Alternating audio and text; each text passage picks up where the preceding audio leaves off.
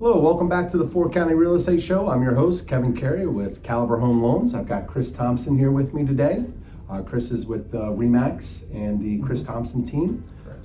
All right, so obviously thank you for joining us, Chris. Sorry. Appreciate you having me back, buddy. So obviously you've been following the show, been following Chris's updates. We've been talking about the market a lot, right? So obviously the big question that's starting to come into everyone's conversation is housing bubble, right?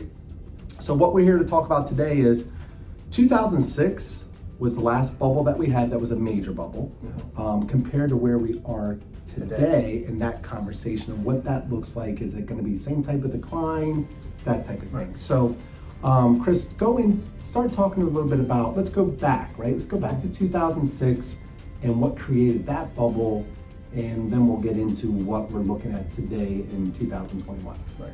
So back in 2006, actually right when I got into the market, Right. it just started to nosedive. Great time to be Great in. career choice. Thanks for the advice, Dad. But anyways, back then, there were so many people that were getting loans that just should not have been getting those loans. No documentation, stated income. For those who don't know that, just means, hey, I'm not going to give you my tax returns. I'm just going to tell you I make $1 million a year when I really only make $200,000 a year. I'm just making numbers up. But that's what led to the rise and fall of that market. Right. Was honestly, for lack of better word, just a lot of fraudulent loans. And for people that should not have been getting these type of loans, Right. were getting these loans. Yeah. And they just couldn't afford them. They were getting qualified on, as you know, a minimum payment. Right.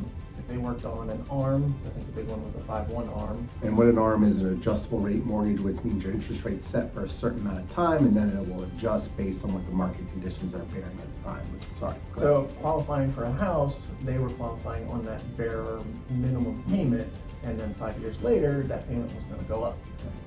Everyone thought the market was just going to keep rising up, which, as we all know now, did not happen. And then when people had to pay that full amount, once that ARM went to the full payment, not just the interest payment, Right. they couldn't afford it anymore. Right. But they never could have, which is why they never should have gotten that loan in the first place. Correct. Back then, I read something a couple weeks ago that the part of the bubble last time, there was 12 million people in default on their mortgages. Bring that up to today, there's 10 million people in default. Now that's a mixture of forbearances and just pending foreclosures. The current moratorium on that is set to end at the end of June. Right. And it's really going to depend on what these banks do and honestly what the government does with moving forward from there. Is there going to be another bailout? Is there going to be another bailout Right. like there was last time? Yeah. And what he's talking about is the CARE Act, obviously, that was put in place by President Trump, it's been extended by President Biden, which means you don't have to make your mortgage payment, you don't have to make credit card payments if you're affected by COVID. That is the moratorium that's going to expire at the end of June. Right. So the big thing is, it's really going to depend on what these banks do. Right. If they call these loans full and due right now, hey, if I haven't been working in a year, I haven't been able to make my monthly payments, so I still haven't worked in a year. Right. How am I supposed to make a giant 1 year payment? Right. And those are the people that are going to struggle with this. Yep. Now I know there's a lot of, and I have clients as well, that just put their properties on forbearance because they could. Right. They're saving the money and just making their savings account look good. Right. They're going to have to pay it eventually. They know it. Right. So thankfully they have the money set aside. Right. The people that put their home in forbearance didn't save the money and just spent whatever they had. Those are the people that I think are going to be in trouble.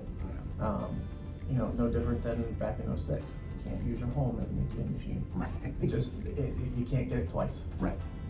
So basically what Chris is saying is, look, back in that range of, let's say, 01 to 06, right? You had all the subprime mortgages, right? The no doc, the stated, you had interest-only options, you had negative AM arms, there were all these different things that, First and second. right, 80/20s, no money out of pocket, there were down payments, there were all these different types. You name it, there was a program for it. We always joked around, if you had a heartbeat and a pen, you could get a mortgage. That's basically how it worked. Yeah. Right? So obviously now we fast forward to 2021, and from a mortgage side, all those crazy loans are out of the market, right? Now we're dealing with, you have to fully document everything. It's about the ability to repay. Now that is going to take a positive effect, I would think, Chris, because obviously, there's no statement, there's no doc, none of that other stuff. You had to be able to qualify at the time. Now, COVID and forbearance and losing a job is always something that is out of the equation. But let's fast forward now to 2021. What are you seeing in terms of this housing bubble and how it could affect going forward? I think the biggest difference is people are actually putting money down now. Mm-hmm. I mean, we generally see 3% down conventional, 5, 10, 15, but on a lot of stuff, especially towards the higher end, which I think took the biggest hit last time in 06, these people are putting down 20, 30, 40%. Right. I've seen contracts up to 800,000 in all cash. Right. Hey, bravo, good for you. More power to you. Right. But that's the biggest difference is we have equity in the homes now. Right. So yes, there might be 10 million people in default currently with the moratorium and foreclosure, but how many of those people have a ton of equity in the house and can literally just refinance and move on? Yeah. And then just continue as normal. I think a lot of people are going to have to go through modification. Actually, I have a couple clients in that working on that right now. Right. Just trying to restructure things so that they can afford to stay in their home. Right. So obviously, what we've been talking about is comparing 2006 bubble to the potential bubble that we're been hearing, right? People are talking about that. Obviously, inflation. I haven't seen anything, thankfully, on the streets. Right. Working out with buyers and sellers. Thankfully, haven't seen any signs of that.